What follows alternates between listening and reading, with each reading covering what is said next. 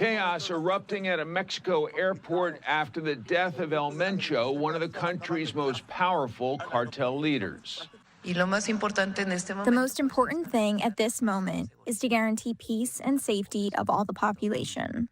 The Mexican army says the 59-year-old was captured on Sunday in the state of Jalisco and died while on an airlift to Mexico City. Cartel members responded with arson attacks, prompting the State Department to issue a shelter-in-place warning for Americans in Puerto Vallarta and the surrounding area. To the extent possible, I am doing that, other than heading out to try to find food or just little things like that. The White House says the U.S. provided intelligence support for the military operation. President Trump has been pressuring Mexico to crack down on drug cartels and threatening possible military action if the country did not act.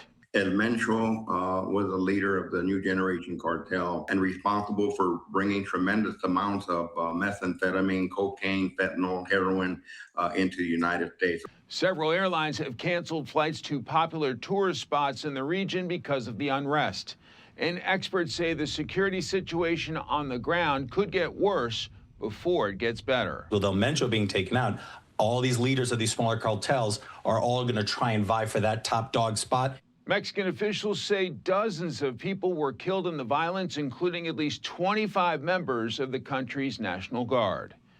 In Washington, Mike Emanuel, Fox News. All right, thank you so much for that, Mike. And these are some of the images coming in as El Mencho was the boss of one of the fastest growing criminal organizations and networks in Mexico, known for trafficking fentanyl, methamphetamine, and cocaine to the United States and staging brazen attacks against government officials. Let's discuss this more here on Live Now from Fox, the details of what we know that transpired in Mexico over the weekend. We're going to be joined right now here by Reuters Chief Correspondent in Mexico and Latin America, Emily Green. Emily, thank you so much for joining us here on Live Now from Fox. And obviously, this is a major international story with major implications, and there's concern that the violence will continue. Are there concerns out there, and how likely may that be?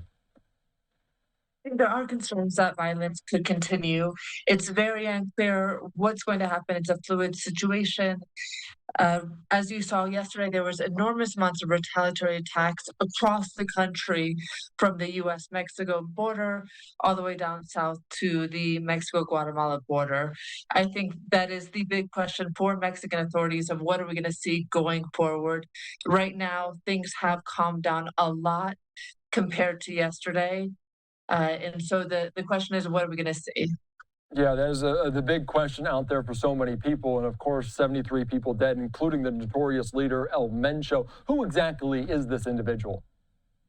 Mencho was the most wanted cartel leader in Mexico. He was the head of the Jalisco New Generation cartel. He had a $15 million bounty on his head. And so he was sought after by years by Mexican and U.S. authorities.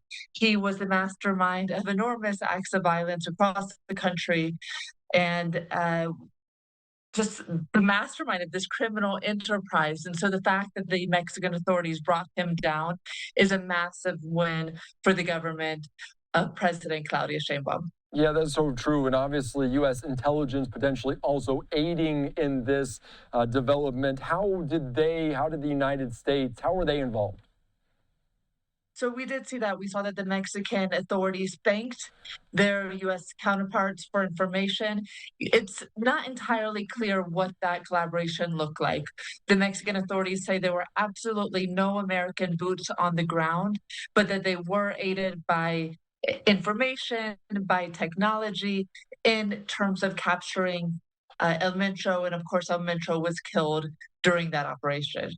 And what comes next? We talk about concern over safety, and we saw it yesterday in the killing there of El Mencho, when we saw the different car blockades, we saw smoke rising from Jalisco. What was the aftermath? What were those impacts? You saw, at least in Puerto Vallarta, which is a huge tourist hotspot, we saw thousands of tourists stranded in their hotels. We saw flights were canceled. People were not leaving their houses. I mean, they were scared. And so I think a real sense of fear, a real sense of concern that this could spiral out of control.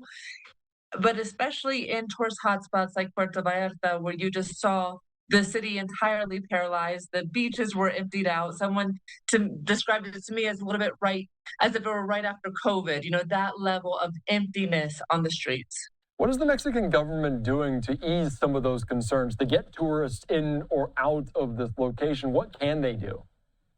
I mean, I think this is breaking news. I just saw this announcement that they are sending thousands of troops to the area of Jalisco, to Guadalajara, to try and bring sort of safety to the streets. So you're going to see a huge deployment of the military. And this is especially true in light of the World Cup that we're going to see in 4 months. I mean, Guadalajara is one of the sites where we're going to see games. And so it's of utmost importance to the Mexican government to make sure that these sites are safe, that they're peaceful. Yeah, and you mentioned potentially that development about boots on the ground, portions of soldiers being there. And how much will they be confronted by the cartel? Will it be a fight? What will it look like? I don't know. I mean, I don't want to overstep here. I think this is really the question. If it were up to the Mexican government, there would be no fight, that this was going to be that they're going to clamp down on this cartel. That is their idea. Someone said to me, they're vulnerable right now. We have to go after them hard.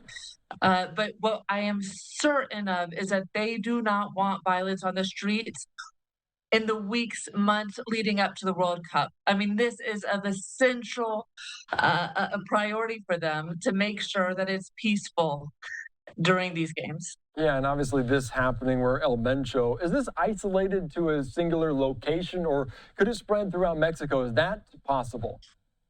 I mean, well, we saw those repercussions across Mexico following the death of El Mencho. I mean, it wasn't just in Guadalajara, it wasn't just in Jalisco, it was across the entire country. And that speaks to how big and how spread out this cartel is and how influential it is across the country. So it is not just a question of, oh, there's violence in this one particular part of Mexico. It is in fact violence across the country. Of course, it is very concentrated in one particular state, but the fear is that this could spread and spiral across the entire country. Yeah, and that's why they call it potentially a network. And obviously this drug cartel, the CJNG. I do want to ask you a particular point that I saw interesting on social media and online, talking about the information that comes about in terms of this, because it is coming from Mexico and obviously very kind of hard in between moments. What can you tell us about that? Where is all of the information that we're gathering coming from?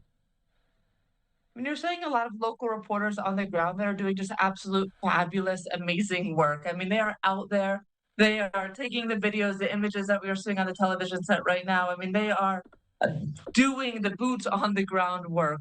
And you're also seeing images that are being sent out by the Mexican government, and we are getting some information from the U.S. authorities, but they're being much more mum about it.